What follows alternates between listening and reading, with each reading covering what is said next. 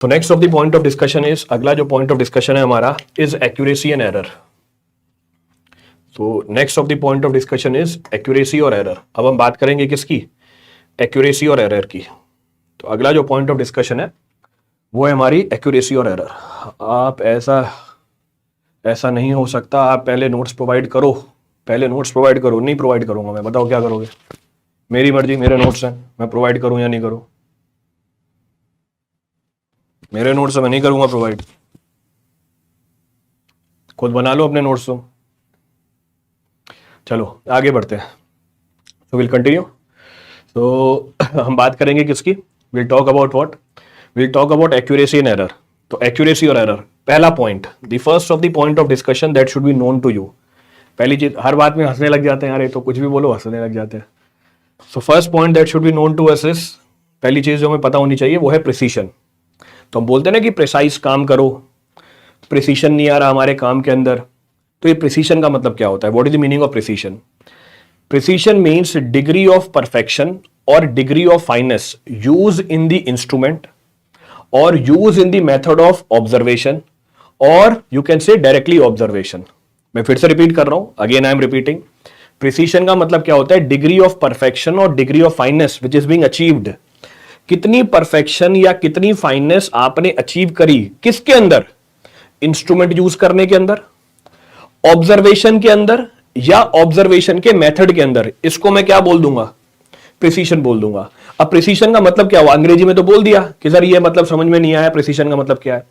कहने का मतलब है अगर आप एक ही चीज की बार बार ऑब्जर्वेशन कर रहे हो, आप एक ही चीज की बार बार ऑब्जर्वेशन कर रहे हो और वो ऑब्जर्वेशन सेम निकल के आ रही है या ऑलमोस्ट सेम निकल के आ रही है, मैं इसको बोल दूंगा कि आपकी मेजरमेंट प्रिसाइज है।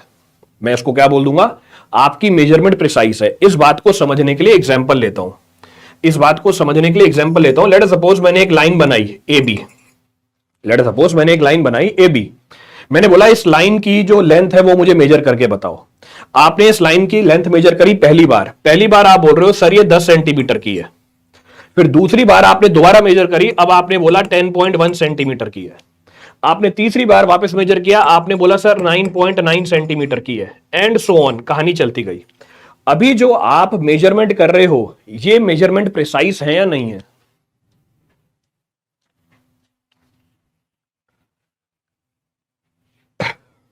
अभी जो आपने ये तीन वैल्यूज मेजर करी ये प्रिसाइज है या नहीं है? तो आसपास ये तीनों values, these three values are very nearby to each other। तो आपकी मेजरमेंट में परफेक्शन है। So degree of perfection or degree of fineness which is being attained in the observation is known as what? Precision। तो आपकी जो values है precise है या ऑलमोस्ट प्रिसाइज जो आप बोल सके हो, तो ये प्रिसाइज है। अब मैं दूसरी बात कर रहा हूं, क्या दूसरी बात कर रहा हूं? क्या ये वैल्यू एक्यूरेट है? क्या ये वैल्यू एक्यूरेट है?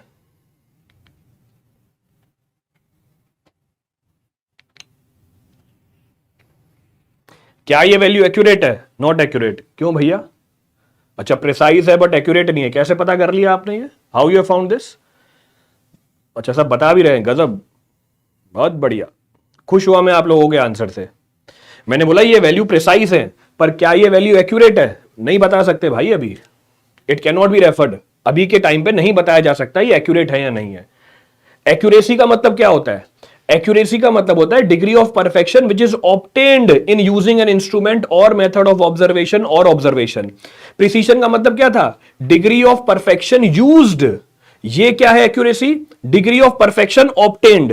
कहने का मतलब यह है कि ए बी जो लाइन थी इसकी एग्जैक्ट लेंथ है 10 मीटर। पहला केस, फर्स्ट केस। दूसरा केस, सेकंड केस, इसकी एग्जैक्ट लेंथ है 8 मीटर। मैं पहला केस ले रहा हूं, अगर ए बी लाइन की एग्जैक्ट लेंथ 10 मीटर है तो जरा बताना क्या आपकी ये जो वैल्यूज आई है एक्यूरेट आ रही है? क्या आर योर वैल्यूज एक्यूरेट? हां प्रिसाइज थी पर एक्यूरेट भी थी। तो पहले केस में प्रिसाइज भी थी और एक्यूरेट भी थी। दूसरे केस में ए बी लाइन की एग्जैक्ट लेंथ है 8 मीटर, ये एग्जैक्ट लेंथ है, ये आपने वैल्यू करी, मेजरमेंट। तो वैल्यू जो मेजर करी वो प्रिसाइज मेजरमेंट है, पर दूसरे वाले केस में क्या है? एक्यूरेट नहीं है, दे आर नॉट एक्यूरेट।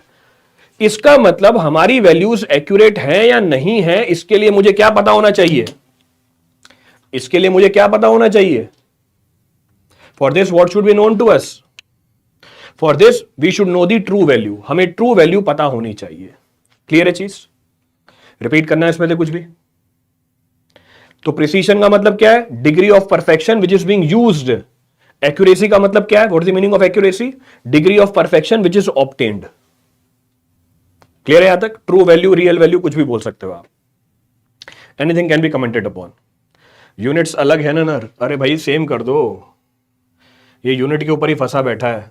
ये लो, नहीं देखे थे मैंने, ये देखे यूनिट, ये लो 10 सेंटीमीटर, ये 8 सेंटीमीटर। जब उसको लिखा था तब यूनिट्स नहीं देखे थे मैंने। क्लियर है यहां तक की कहानी? Second point of reference. Second point of reference क्या है? अब जरा चेक करना, आपने जो वैल्यू मेजर करी, आपने जो वैल्यू मेजर करी, इन मेजर्ड वैल्यूज के बीच में जो डिफरेंस होता है इसको हम बोलते हैं डिस्क्रिपेंसी। जैसे इन दोनों वैल्यूज के बीच में डिस्क्रिपेंसी कितनी है? इन दोनों वैल्यूज के बीच में डिस्क्रिपेंसी कितनी है? इन दोनों वैल्यूज के बीच में डिस्क्रिपेंसी कितनी है? 0.1। इन दोनों वैल्यूज के बीच में डिस्क्रिपेंसी कितनी है? -0.1। तो जो वैल्यू आपने मेजर करी या ऑब्जर्व करी, उन वैल्यूज के बीच में जो डिफरेंस होता है उसको हम बोलते हैं डिस्क्रिपेंसी। ये एरर नहीं होता, इट इज नॉट एरर। पर फिर एरर क्या होता है? Error between measured value and true value is known as error. इसका मतलब इस पहले वाले केस में एरर कितना है? In first case error is 0। पहले वाले केस में एरर कितना है? 0 है। दूसरे वाले केस में एरर कितना है? What is the meaning of error? Measured value minus true value is termed as 0.1। तीसरे वाले केस में एरर कितना है? In third case the error is 0.1। Clear है चीज? तो आपने जो वैल्यू मेजर करी, उन मेजर्ड वैल्यू में आपस में जो डिफरेंस है उसे हम क्या बोल देंगे? डिस्क्रिपेंसी बोल देंगे। पर मेजर्ड वैल्यू और ट्रू वैल्यू के बीच में जो एरर डिफरेंस है उसे क्या बोल देंगे? एरर बोल देंगे। That will be technically termed as error. Clear है चीज? So error is not same as discrepancy. Error discrepancy के बराबर नहीं होता, दोनों का मतलब अलग अलग है। क्लियर है पूरी कहानी? रिपीट करना है इस पहले कुछ भी? तो अगर एरर छोटा है डिस्क्रिपेंसी ज्यादा होगी या कम होगी? अगर एरर छोटा है तो डिस्क्रिपेंसी ज्यादा होगी या छोटी होगी? If the error is small, discrepancy will be comparatively bigger और smaller.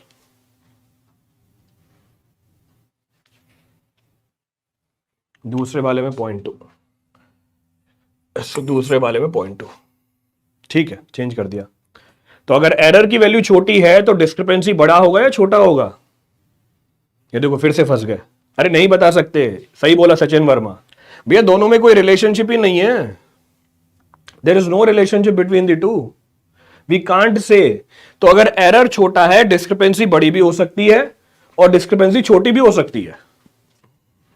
There is no relationship between the two. भैया मेरा मेजर्ड वैल्यू का क्या लेना देना ट्रू वैल्यू के साथ? मेजर्ड वैल्यू ट्रू वैल्यू के आसपास हो भी सकती है, ट्रू वैल्यू से दूर भी हो सकती है।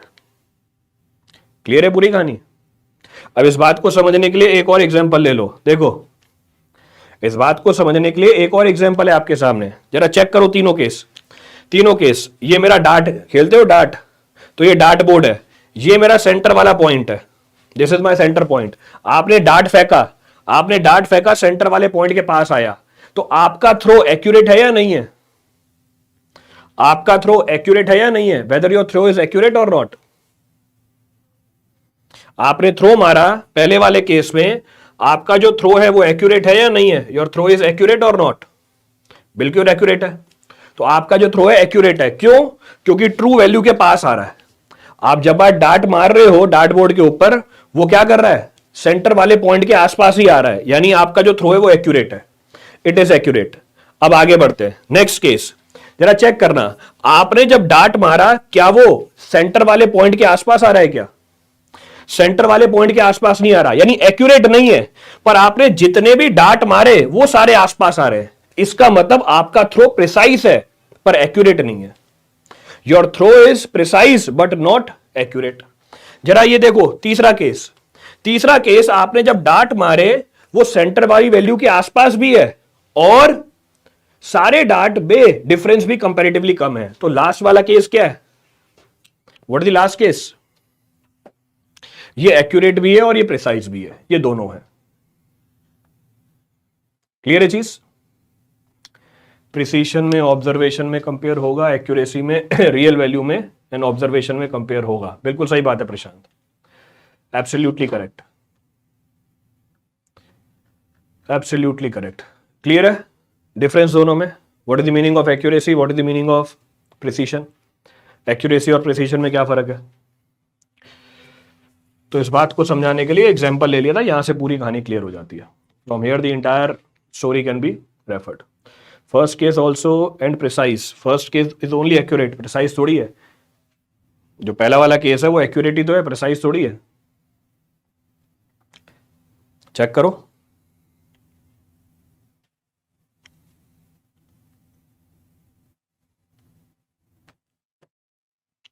चले आगे, शैल वी कंटिन्यू? आगे बढ़े, चलो next, come back to the error.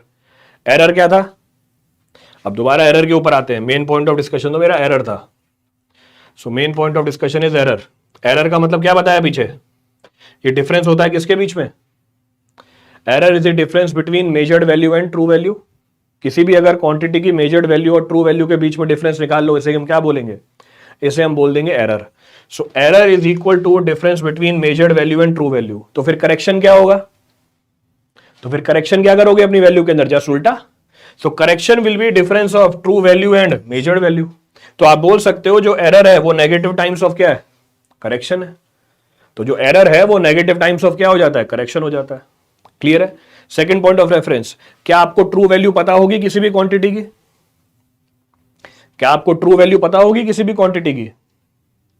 हमें किसी भी क्वांटिटी की ट्रू वैल्यू नहीं पता होती, इसीलिए आप कभी भी ट्रू एरर नहीं मेजर कर सकते। You can not find the true error.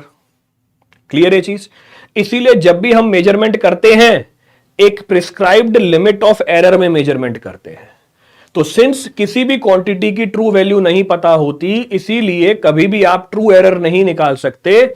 इसीलिए जब भी आप कोई चीज मेजर करते हो एक प्रिस्क्राइब्ड लिमिट ऑफ एरर में मेजर करते हो। तो यहां से कंसेप्ट निकल के आता है प्रिस्क्राइब्ड लिमिट ऑफ एरर, कि हाँ यार 1-2% का एरर चलेगा। वो क्यों बोलते हैं 1-2% का एरर चलेगा? क्योंकि ट्रू वैल्यू तो मुझे नहीं पता, I also don't know the true value. तो मैं बोल देता हूं यार 1-2% का एरर चल जाएगा। प्रिसाइज देखने के लिए सर 1 से ज्यादा वैल्यू होनी चाहिए, तभी तो बोला।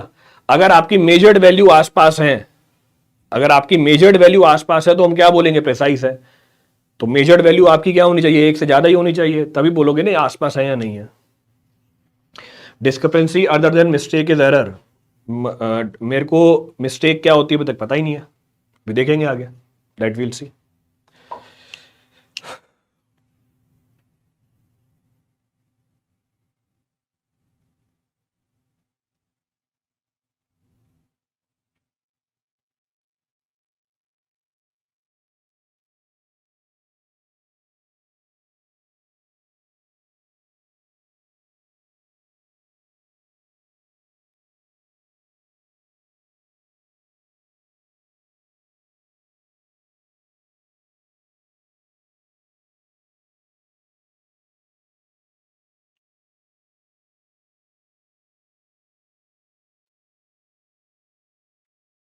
ठीक है, यहां पर भी डाउट हो गया क्लियर।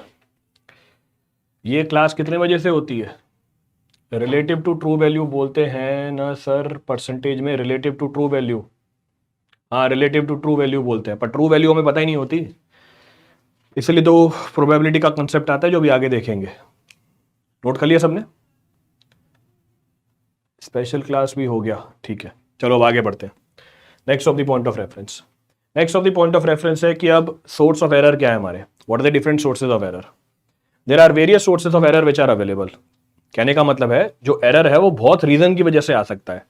पहला error, the first of the error is instrumental error, नाम में लिखा हुआ है। अभी जो आपका एरर आया है यानी आपकी जो मेजर्ड वैल्यू है वो ट्रू वैल्यू से दूर आई है, किसकी वजह से? एग्जाम्पल लेता हूं मैं, एग्जाम्पल लेता हूं, लेट अस सपोज ये ए बी लेंथ है, आपने इसको मेजर किया स्केल की मदद से, आपने इसको मेजर किया स्केल की मदद से, you have measured it with the help of the scale, और वैल्यू आई 9 सेंटीमीटर। एक्चुअल में ये कितनी थी? एक्चुअल में ये 10 सेंटीमीटर थी। ये मैंने आपको अलग से बताया कि एक्चुअल में ये कितनी थी? 10 सेंटीमीटर। आपने स्केल रखी, स्केल के ऊपर आ रहा है 9 सेंटीमीटर, स्केल के ऊपर आ रहा है 9 सेंटीमीटर। क्यों? स्केल तो 10 सेंटीमीटर की थी, पर स्केल के ऊपर आ रहा है 9 सेंटीमीटर। क्यों? क्योंकि स्केल में क्या हो गई, एक्सपेंशन हो गई है, क्योंकि स्केल क्या कर गई, एक्सपेंड कर गई है। तो जब आप नाप रहे हो, स्केल के ऊपर रीडिंग क्या आ रही है, स्केल के ऊपर रीडिंग आ रही है हमारी 9 सेंटीमीटर की। तो आप बोल दोगे ए बी वाली लाइन कितने सेंटीमीटर की है, आप ये बोल दोगे ए बी वाली लाइन इज ऑफ 9 सेंटीमीटर। तो ये एरर किसकी वजह से आया, यानी आपकी मेजर्ड वैल्यू ट्रू वैल्यू से डेविएट कर गई। किसकी वजह से, आपके इंस्ट्रूमेंट की वजह से। क्लियर है चीज? जैसे एग्जांपल, हमारी जो स्केल है वो ज्यादा बड़ी हो जाए, स्केल छोटी हो जाए, थियोडोलाइट में एरर आ जाए, कंपास में एरर आ जाए। क्लियर है चीज? This type of error is technically termed as instrumental error. Second type of error is personal error. दूसरा जो एरर है इसे हम क्या बोलते हैं, इसे हम पर्सनल एरर बोलते हैं। This error arise due to imperfection in the human response. ये एरर हमारी वजह से आया। हमारी वजह से आया कैसे? ये एरर हमारी वजह से आया, हमारी वजह से आया जैसे एग्जांपल, आपकी वीक आईसाइट है, आंखें कमजोर है आपकी। अब क्योंकि आपकी आंखें कमजोर है, आप पढ़ ही नहीं पा रहे। क्योंकि आपकी आंखें कमजोर है, आप वैल्यू पढ़ ही नहीं पा रहे। इसका दूसरा एग्जांपल लेता हूं। ये हमारा है पहला ए, इंस्ट्रूमेंटल एरर। ये हमारा है दूसरा, आपकी जो स्केल है, आपकी जो स्केल है वो तो 10 सेंटीमीटर लंबी है, पर आप जब रीडिंग ले रहे हो, आपने रीडिंग कितनी ले ली, 9 सेंटीमीटर की। तो ये जो आया, किसकी वजह से एरर आया, आपकी वजह से एरर आया। आप पढ़ ही नहीं पाए क्योंकि आपकी आईसाइट वीक है, पास की नजर कमजोर है आपकी। क्लियर है चीज? Next type of error is known as natural error. अगला जो एरर है वो किसकी वजह से, नेचर की वजह से। नेचर की वजह से जैसे, नेचर की वजह से जैसे टेम्परेचर, नेचर की वजह से जैसे ह्यूमिडिटी, नेचर की वजह से जैसे विंड, नेचर की वजह से ग्रेविटी, नेचर की वजह से रिफ्रैक्शन, नेचर की वजह से मैग्नेटिक डेक्लिनेशन। आपने कंपास यूज किया, कंपास सही था, आपकी आईसाइट भी सही है, पर क्योंकि मैग्नेटिक फील्ड चेंज हो गई अर्थ की, तो आपकी जो नीडल है वो चेंज हो गई, तो आप जो एंगल मेजर करोगे वो गलत निकल के आ जाएगा। तो ये किस वजह से हुआ, ये नेचर की वजह से हुआ। It is because of what, it is because of nature. Clear है चीज? So this is technically termed as what, natural error. तो एरर इंस्ट्रूमेंट की वजह से भी हो सकता है, हमारी वजह से भी हो सकता है, और नेचर की वजह से भी हो सकता है। क्लियर है पूरी कहानी? तो there are several causes of error. बहुत सारे रीजन है एरर के, इंस्ट्रूमेंट है, पर्सनल है और नेचुरल है। क्लियर है? चलिए आगे, शैल वी कंटिन्यू। चलो अब हम बात करते हैं कि एरर की क्लासिफिकेशन कैसी है, how errors are being classified. अब आप खूब सारे तरीकों से एरर को क्लासिफाई कर सकते हो। There are several methods you can classify the error. There are several methods by which you can classify the error. पहला क्लासिफिकेशन एरर का इज नोन एज मिस्टेक। पहला क्लासिफिकेशन एरर का कहने का मतलब है आपकी मेजर्ड वैल्यू ट्रू वैल्यू से डेविएट करी, इसकी पहली क्लासिफिकेशन है मिस्टेक। मिस्टेक मतलब गलती हुई। अब ये वो एरर है जो किस वजह से आते हैं, ये गलती क्यों होती है? गलती इस वजह से होती है क्योंकि आप में एक्सपीरियंस नहीं है।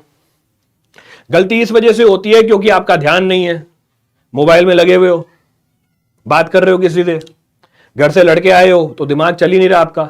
So it is because of what, inexperience. आपको पता ही नहीं है रीडिंग कैसे लेनी है। केयरलेसनेस की वजह से हो सकती है, इनअटेंशन की वजह से हो सकती है, पुअर जजमेंट की वजह से हो सकती है, कंफ्यूजन की वजह से हो सकती है, यू आर कंफ्यूज्ड। तो ये जो गलती है इसके कारण कुछ भी हो सकते हैं। क्लियर है चीज? चलो आगे बढ़ते हैं। नेक्स्ट पॉइंट ऑफ रेफरेंस, इसको आप आइडेंटिफाई कैसे करोगे? आपसे गलती हुई है, हम इसको आइडेंटिफाई कैसे करेंगे? हम यही मेजरमेंट किसी दूसरे इंसान से करवा लेंगे। So mistakes can be identified by taking the same measurement by another observer. दूसरे ऑब्जर्वर से सेम मेजरमेंट ले लो, तो उसने अगर गलती नहीं करी तो वैल्यू क्या आएगी, ट्रू वैल्यू के आसपास आ जाएगी। क्लियर है चीज? घर से लड़कर इम्पॉसिबल, घर से डांट खाकर पॉसिबल। घर से लड़कर क्यों, ये किसने बोला? लड़कियां भी तो देख रही हैं क्लास। भाई तुम अपने ऊपर क्यों ले रहे हो? मैं दोनों पार्टीज की तरफ से बोल रहा हूं। तो तुम तो खुद का बोल रहे हो कि नहीं, घर से मैं तो डांट खा के आऊंगा, पर जो सामने वाली पार्टी है वो तो लड़के आएगी ना। अगर तुमने डांट खाई तो सामने वाली पार्टी ने आपको डांटा ना, तो सामने वाली पार्टी तो लड़ी, आपने डांट खाई, तो दोनों चीज है।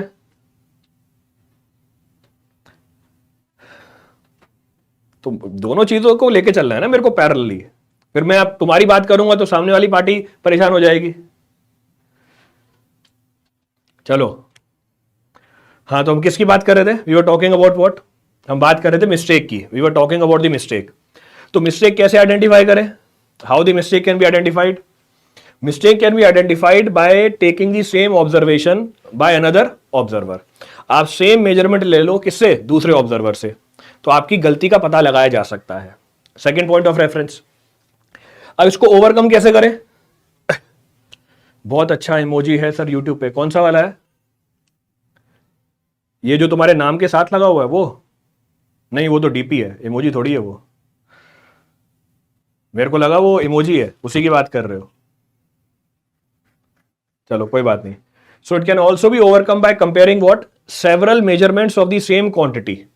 आप क्या करो? सर ये पंच समझ नहीं आया, तो मैंने कोई पंच मारा ही नहीं। मैंने कहा पंच मारा भाई, मैं तो पढ़ा रहा हूं, तुम पढ़ लो, पढ़ाई समझ में आ रही है ना तुम्हें, वो सफिशिएंट है। इसको ये टेंशन है कि पंच समझ में नहीं आया।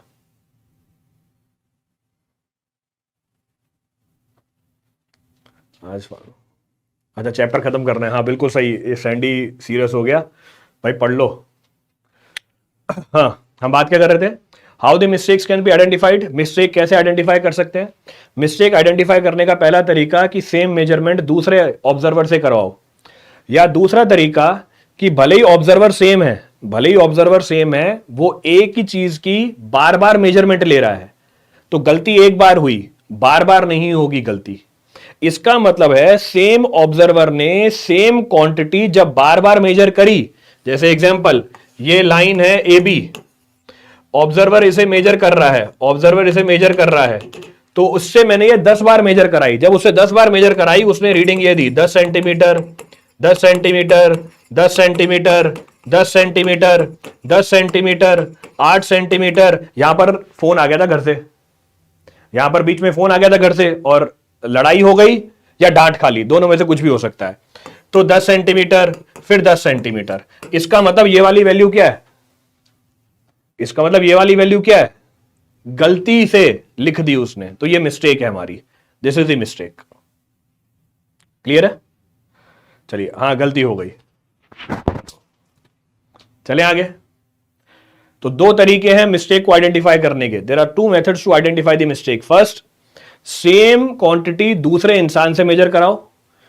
दूसरा, सेम क्वांटिटी एक ही इंसान से बार बार मेजर कराओ। Which type of error is more dangerous? बेटा अभी तो मैंने पहला एरर ही बताया आपको, अभी तो मैंने पहला एरर ही बताया मिस्टेक, तो बाकियों को कैसे कंपेयर करके बताऊं इससे? लास्ट पेज, सही में तुम लास्ट पेज ही हो। मैंने पहला बताया, so errors are classified into following. First, ये ए का मतलब है फर्स्ट, पहला ही बताया अभी मिस्टेक। फिर बोल रहे हो सर कौन सा ज्यादा डेंजरस है? अभी पहला ही तो बताया है, दूसरे की तो बात ही नहीं करी, दूसरे की तो बात ही नहीं करी अभी तक, तो फिर ये कैसे बताऊं कौन सा ज्यादा डेंजरस है?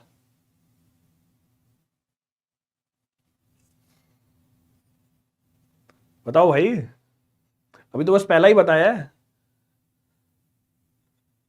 ये सवाल तुम्हें जब टाइप ऑफ एरर खत्म हो जाते हैं ना, फिर पूछना चाहिए था, तुमने पहले ही पूछ लिया ये। तो जब मेरे टाइप्स ऑफ एरर खत्म हो जाएंगे, खत्म होने के बाद ये सवाल पूछते कि sir in types of error में कौन सा सबसे ज्यादा डेंजरस था, अभी तो खत्म ही नहीं हुए। तो सबसे डेंजरस तुम्हारा ये सवाल था, तो एरर डेंजरस नहीं थे, तुम्हारा ये सवाल बहुत डेंजरस था। तो अभी मुझे लास्ट पेज पे आने दो, जब मैं लास्ट पेज पे आ जाऊंगा तब पूछना। चलो आगे बढ़ते हैं। तो अब दूसरे पेज पे आ गए। दूसरे पेज पे है हमारा दूसरे टाइप ऑफ एरर। तो दूसरे पेज पे हमारा दूसरे टाइप ऑफ एरर। तो second type of error is what? Second type of error is systematic error. The second type of error is systematic error, which is also termed as what? Cumulative error. Which is also termed as what? Cumulative error. Cumulative का मतलब? Cumulative का मतलब क्या है? Add हो जाए। सब personal, ये पर्सनल एरर जैसा होता है, नहीं जरूरी नहीं है पर्सनल एरर जैसा हो। मिस्टेक किसी भी रीजन की वजह से हो सकती है। Mistake can be because of instrument also. Mistake can be because of nature also. Mistake can be because of personal reason also. Clear है चीज? चले आगे। चलो, सो क्यूमुलेटिव का मतलब क्या है? एडिड। तो सिस्टमेटिक एरर और क्यूमुलेटिव एरर, ये दूसरे तरह का एरर। अब ये क्या है error? This error arises from the source that act in a similar manner on the observation.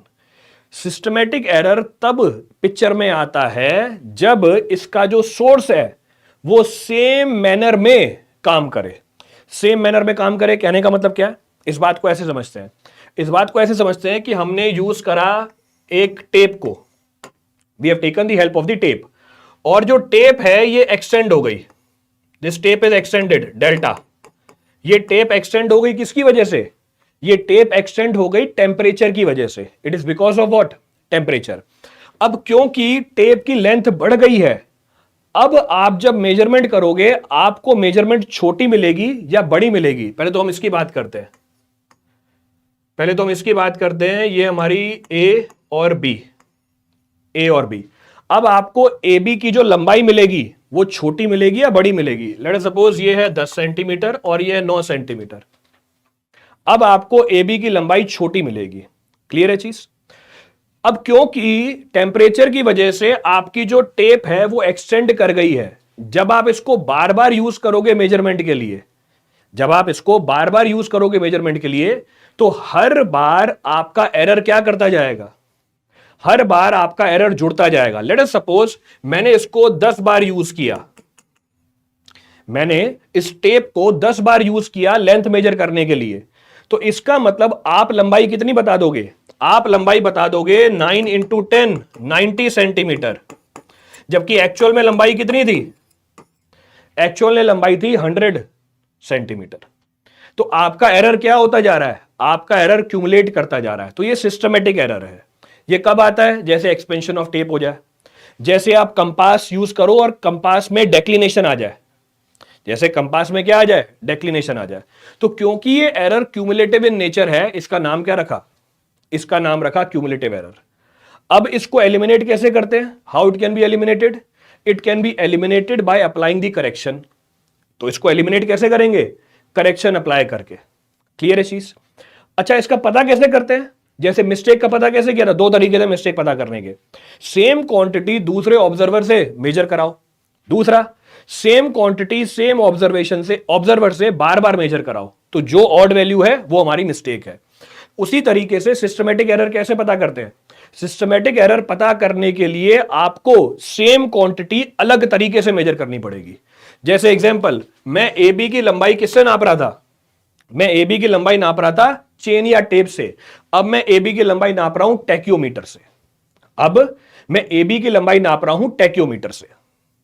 Clear है चीज? तो सिस्टमेटिक एरर आइडेंटिफाई करने का तरीका क्या है? Change the method of measurement. जो मेथड है मेजरमेंट का उसको चेंज कर दो। क्लियर है चीज?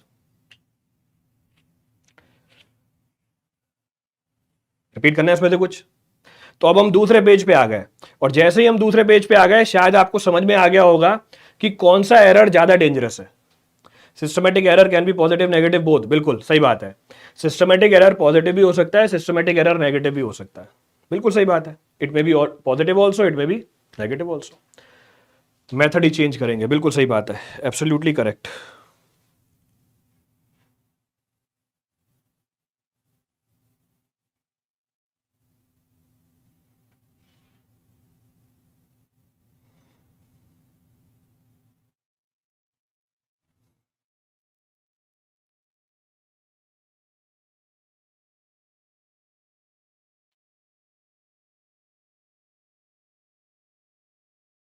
क्लियर है? रिपीट करना है इसमें से कुछ भी? Any of the point to be referred from this? Sir ये सेमेस्टर के लिए बेनिफिट है ना? नहीं बेटा, सेमेस्टर में ऐसा कुछ भी नहीं पूछेगा आपसे। सेमेस्टर में जो लेवल होता है सवालों का काफ़ी हाई फाई होता है, तो उस लेवल तक का भी हम नहीं पढ़ पा रहे हैं, तो सेमेस्टर की प्रिपरेशन नहीं हो पाएगी आपकी। You will not be able to deal with the problems that will be asked in the semester. उसके लिए आपको अलग से तैयारी करनी पड़ेगी। अगर आपको सेमेस्टर की तैयारी करनी है, उसके लिए बैच लॉन्च हुआ है, आप वाला बैच ज्वाइन कर सकते हो। You can join that batch, वहां पे आपके सेमेस्टर की तैयारी हो जाएगी। चलो आगे बढ़ते हैं। So will continue. तो ये हमारा क्या आ गया? अब ये हमारा अब लास्ट पेज आ गया। तो this is our last page. अब लास्ट टाइप ऑफ एरर क्या है? Last type of error is systematic error is directly proportional to length. तो मैं तो मेजरमेंट एंगल की कर रहा हूं, लेंथ की मेजरमेंट कहां से आ गई भाई? मतलब systematic error is directly proportional to length, मैं तो एंगल मेजर कर रहा था, एंगल में तो लेंथ का कोई रोल ही नहीं है। तो ये कंक्लूजन क्यों निकालते हो अपनी why do you derive this conclusion on your own? हम तो एंगल की मेजरमेंट कर रहे हैं, हम तो टाइम की मेजरमेंट कर रहे हैं. We are doing the measurement of the time, तो it is directly proportional to length. अरे भाई वो तो एग्जाम्पल था, मैं टाइम की मेजरमेंट कर रहा हूं. So error, systematic error in the measurement of the time is directly proportional to length. वो डायरेक्टली प्रोपोर्शनल टू लेंथ हो जाएगा. चलो आगे बढ़ते हैं. So next type of error is what? Next type of error is compensating error, random error and accidental error. तो अगला जो एरर है इसको हम बोलते हैं कंपनसेटिंग एरर, रैंडम एरर और एक्सीडेंटल एरर. तीन तरह के एरर है. So three types of error. Linear measurement लिखना भूल गया. So three types of error, तीनों को क्लब करके बोल दिया. कंपनसेटिंग, अब जरा बताना कंपनसेटिंग क्या मतलब है इस बात का? पिछला वाला एरर ऐड हो जाता है. कंपनसेटिंग एरर, ये एरर अपने आप को ही काट देता है. ये जो एरर है अपने आप को ही काट देता है. तो there are errors which are left after mistake and systematic error. Mistake और सिस्टमेटिक एरर हटाने के बाद जो एरर बच जाते हैं उसको हम क्या बोलते हैं? कंपनसेटिंग एरर बोलते हैं. क्लियर है चीज? अब ये क्यों होता है? Why it happens? It is caused due to the limitation of the observer. ये किस वजह से होता है? Because of the limitation of the observer या लिमिटेशन ऑफ द इंस्ट्रूमेंट, और they are random in nature. क्योंकि ये रैंडम नेचर के होते हैं इसलिए इसका नाम क्या रखा? Random error. क्लियर है चीज? ये जो एरर है they follows the law of probability.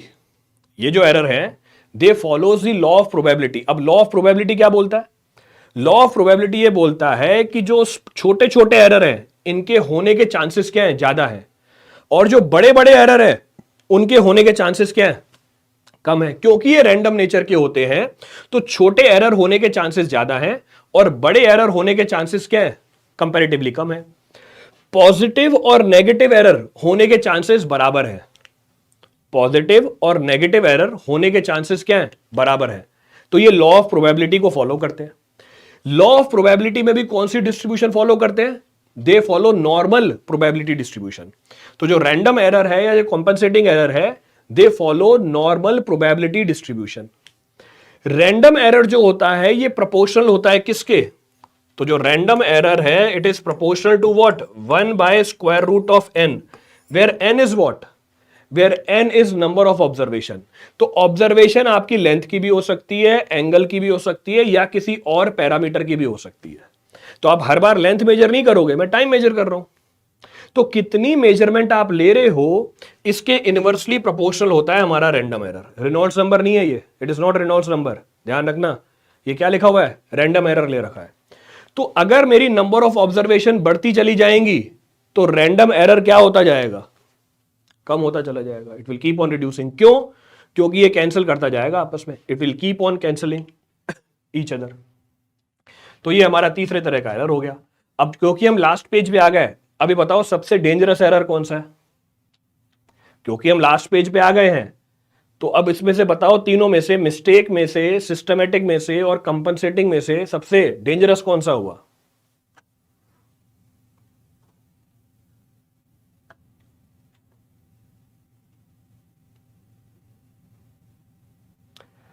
Cumulative error हुआ.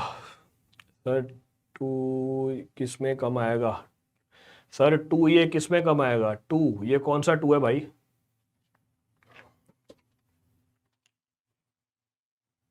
कौन सा 2 आ गया?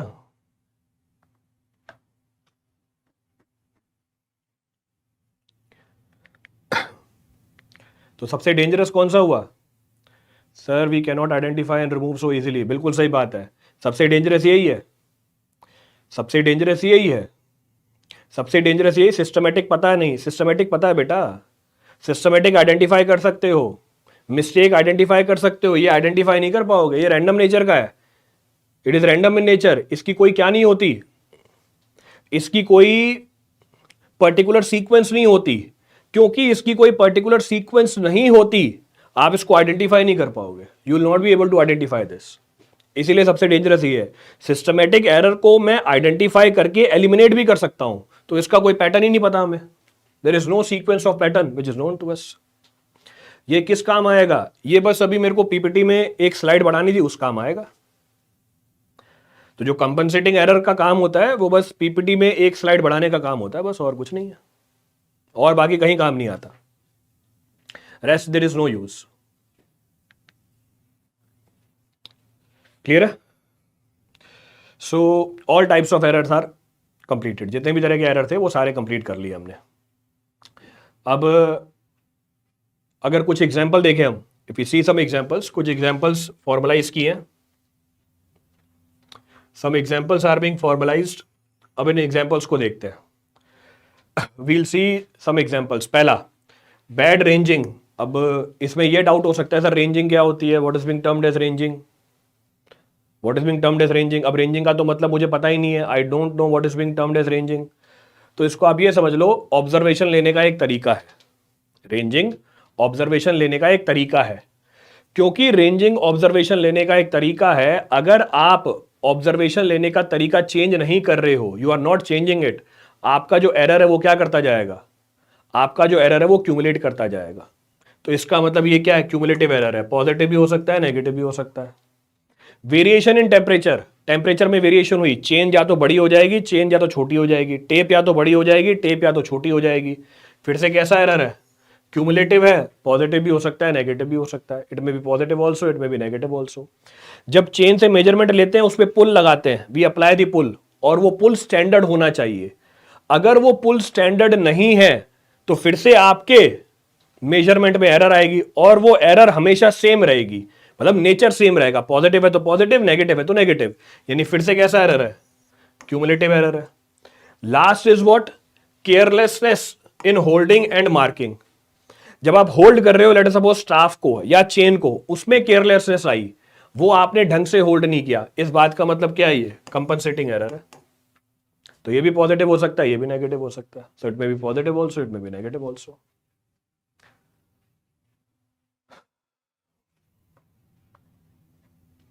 Sir what is standard pool, वो पुल जो आपको अप्लाई करना पड़ेगा चेन के ऊपर मेजरमेंट लेने से पहले, उसको हम स्टैंडर्ड पुल बोलते हैं। क्योंकि अगर आप पुल ज़्यादा लगाओगे, चेन की लंबाई चेंज हो जाएगी, पुल कम लगाओगे, चेन की लंबाई चेंज हो जाएगी। तो स्टैंडर्ड पुल की वैल्यू कितनी होती है वो हम आगे करेंगे, दैट विल डिस्कस। क्लियर है चीज़? ये लेक्चर किस में काम आएगा, ये लेक्चर काम आएगा बस 6 से लेके 7 बजे के बीच में। आपका अगर टाइम पास नहीं हो रहा हो तो यहां पर आ जाना, ये लेक्चर उसी काम आएगा बस।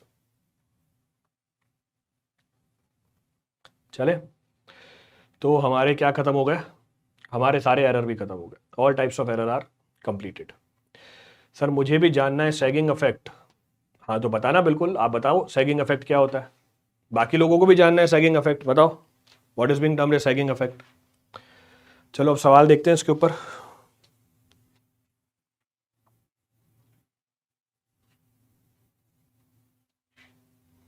Refer the problem on this.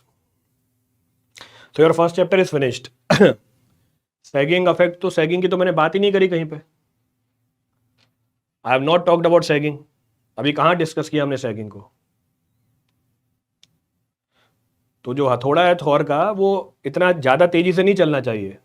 जो टॉपिक चल रहा है उसी के ऊपर हथौड़ा चलाओ, नहीं तो कहीं हथौड़ा गलत जगह पे लग गया तो फिर पेपर नहीं दे पाओगे।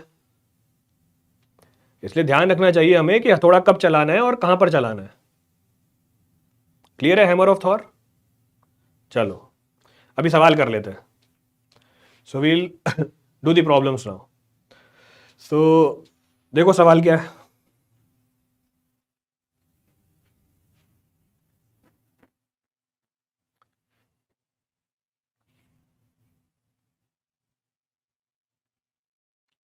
Check the problem. सर आज ये टॉपिक पूरा समझ में आया। चलो बढ़िया, आज ये टॉपिक आपका पूरा समझ में आ गया तो अच्छी बात है।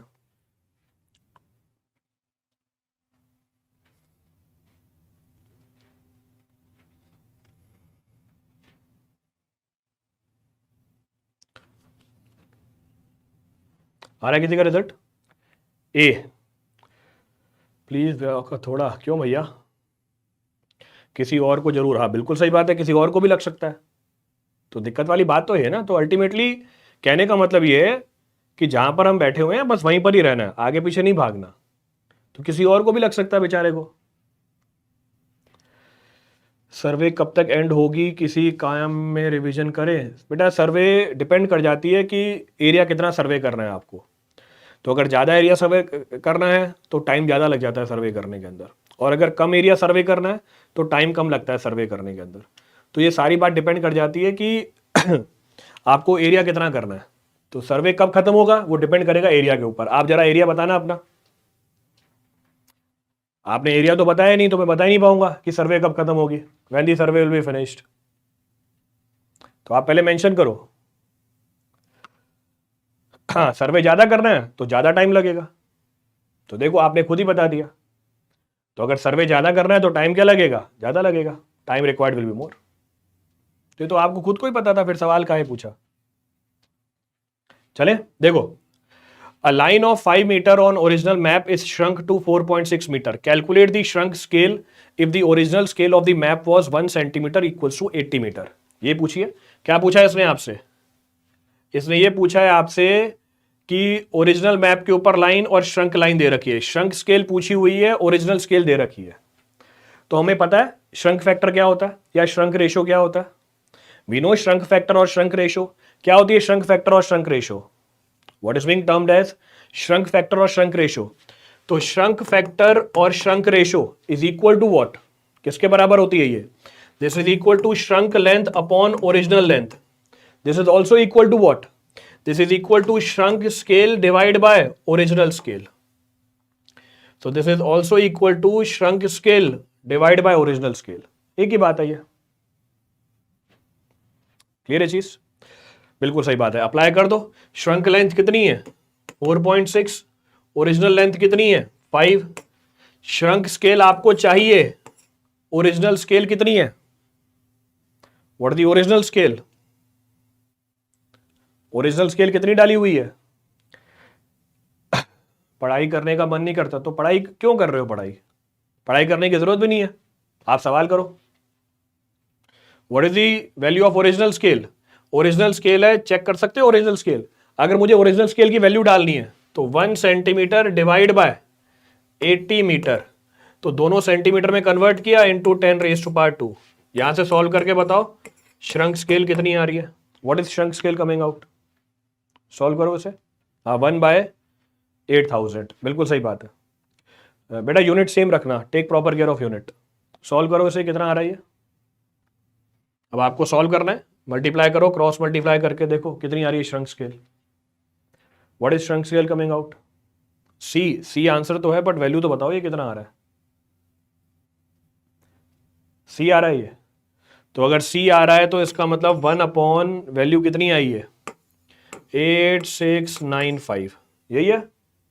सो 8695। तो आंसर ये आ रहा है सी। तो वो जो भी आपने आंसर बताया मैंने वो बता दिया। ठीक है, तो answer comes out to be C. Calculate करो। अगला सवाल। सर सी ऑप्शन है, सी ऑप्शन है, बिल्कुल सही बात है, सी ऑप्शन है। तो सो सी ऑप्शन है।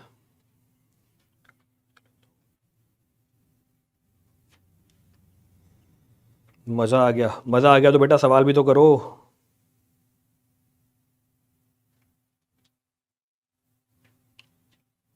देखो अगला सवाल।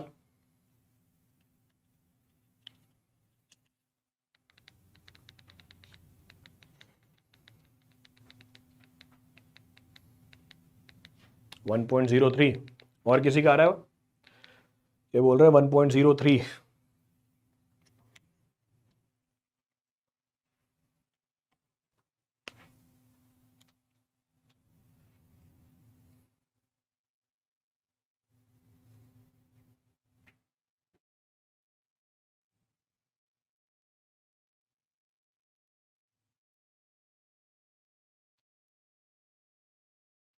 आपका ये आ रहा है?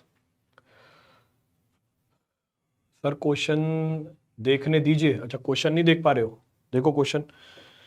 सर मेरा आ रहा है 0.98। 0.98 आ रहा है, पता नहीं, चेक करना पड़ेगा मुझे। I have to check.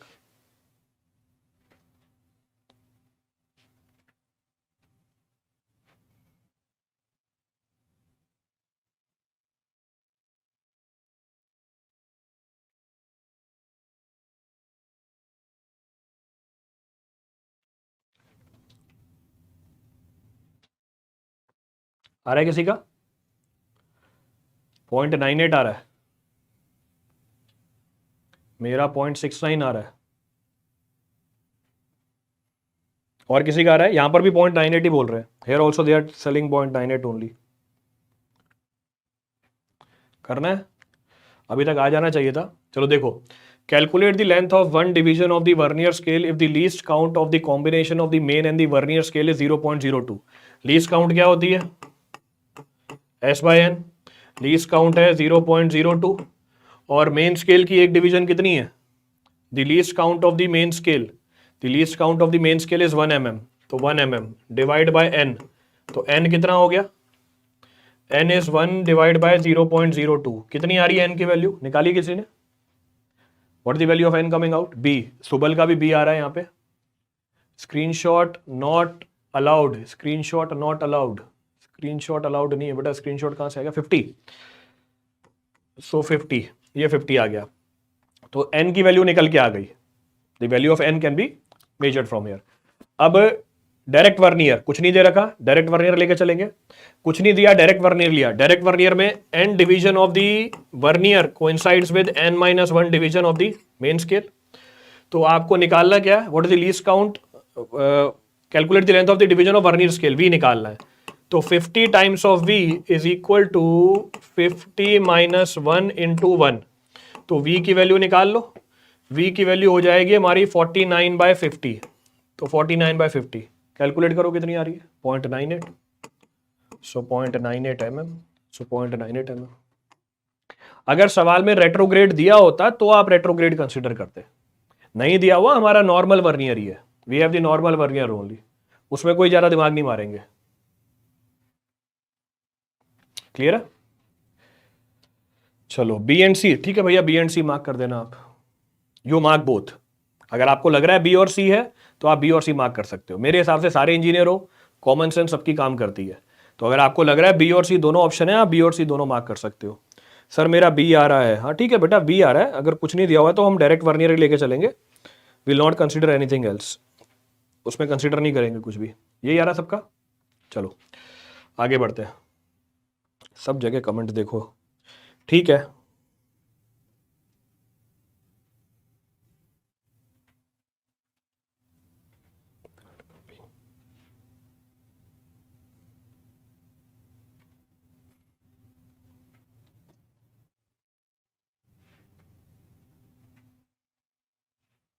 n+1 कब लेंगे? जब सवाल में देगा कौन सा वर्नियर है, वो डिपेंड करेगा। जब सवाल में कौन सा वर्नियर है, रेट्रोग्रेड देता तब लेता ना, जब दे ही नहीं रखा तो क्यों लूंगा मैं।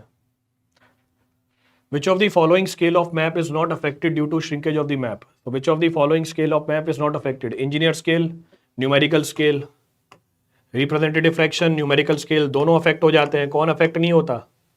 ग्राफिकल स्केल अफेक्ट नहीं होता। ये तो सारे बता दोगे आप। बी ये डी वाला कौन है? अमित विश्वकर्मा। यार ऐसे तो मत करो यार, यार ऐसे तो मत करो। मैं ये मान के चल रहा हूँ आपने गलती से डी कर दिया होगा। बी लिखना चाहते होगे, बी और डी पास में होते हैं क्या लैपटॉप में? नहीं, ऐसा भी नहीं होता, बी और डी बहुत दूर दूर होते हैं। मतलब सही में डी मार्क किया है। चलो कोई बात नहीं।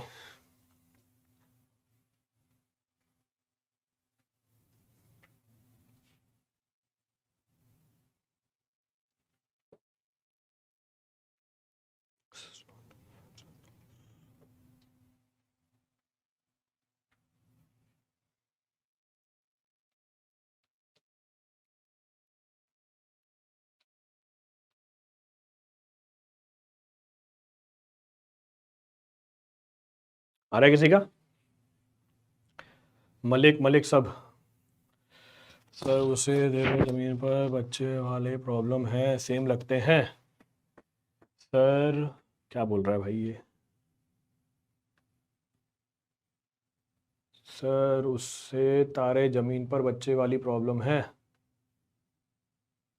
सेम लगते हैं। अच्छा ऐसे, ओह ये बोल रहा है तारे जमीन वाली प्रॉब्लम है। ठीक है भाई, टेक्निकल नाम बताओ ना उसका, इंजीनियर हो। सर जी क्या रोज क्वेश्चन प्रैक्टिस करते हैं इसी टाइम? नहीं, क्वेश्चन प्रैक्टिस कहाँ हो रहे हैं भाई? मैं ये क्वेश्चन प्रैक्टिस करने आया है भाई। चलो, systematic errors are those errors whose affects are cumulative and can be determined on circumference of the circumscribing circle, outside the great circle, in the center of the circumscribing circle. अच्छा, ये जब circle की बात कर रहा है, ये कहाँ पर आएगा? अभी अभी हमने इसको डिस्कस किया नहीं, अभी करेंगे। प्लेन टेबल के अंदर आएगा ये जो सिस्टमेटिक एरर है प्लेन टेबल के अंदर अभी आएगी, वहां पर आएगा हमारा circle. There will be talking about great circle. अभी हमने बात नहीं करी, पर फिर भी पहले वाले ऑप्शन से समझ में आ जाता है कि ये वो होते हैं जिनका अफेक्ट क्या होता है, जिनका अफेक्ट क्यूमुलेटिव होता है, the effect of which is cumulative. Clear है? अभी करेंगे, आगे आएगा, सर्कल आएगा, परेशान मत हो जाने लग जाना। चलो, ये भी सही बता दिया सबने।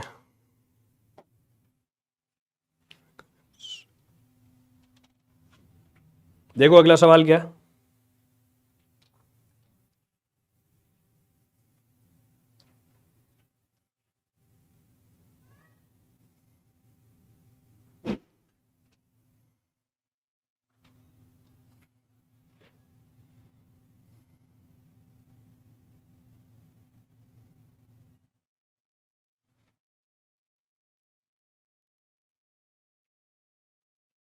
क्या आ रही है? Captain Jack Sparrow, A, option A. सब यही बता रहे हैं, स्पेशल क्लास में कहा ही नहीं आ रहा। स्पेशल क्लास के कमेंट कहाँ हैं? गायब हो गए। चलो कोई नहीं। Recurrence survey for determining the feasibility and estimation of the scheme falls under the classification based on what? तो बोल रहा है रेकरेंस सर्वे किसके अंदर आ रहा है? Object of survey, instrument used, method employed. अच्छा, हमने टाइप ऑफ सर्वेइंग कर रखी है। सवाल तो जिंदगी पूछेगी, सवाल तो जिंदगी पूछेगी। हैमर ऑफ थॉर, कल से आप जब क्लास में आओ तो नशा मत करके आना, तो ज़्यादा अच्छी तरह समझ में आएगा तुम्हें। तो कल से जब आओ, एक तो मुंह धो के आना और नशा मत करके आना क्लास में। चलो, किसके ऊपर बेस्ड है? रेकरेंस सर्वे क्या होती है? रेकी। अब ये देखो रेकरेंस लिखा हुआ है, रेकरेंस सर्वे। सो reconnaissance survey is what? Recce. Reconnaissance कर रहे हैं इसके अंदर हम, we are carrying out the recce. तो इनिशियल जो सर्वेइंग होती है उसको रेकरेंस बोला जाता है। तो बोल रहा है reconnaissance survey for determining the feasibility and estimation of the skill falls under what? ये फॉल कर जाता है ऑब्जेक्ट ऑफ सर्वेइंग के अंदर। आपका ऑब्जेक्टिव क्या है भैया सर्वेइंग करने का? What are the object of surveying? कौन कौन से ऑब्जेक्टिव बताए थे सर्वेइंग के आपको? What were the different objective being mentioned? Object बताए थे आपको। मेरे ख्याल से डिस्कस किया भी था हमने। प्रिलिमिनरी सर्वे, हाँ बता रहा है ना ये, माइन, जियोलॉजिकल, आर्कियोलॉजिकल, बिल्कुल सही बात है। तो depends upon object of surveying. तो क्या ऑब्जेक्टिव है आपका सर्वेइंग का? यस सर, मेरा सही है, ठीक है। चलो देखो नेक्स्ट प्रॉब्लम, आखिरी सवाल है।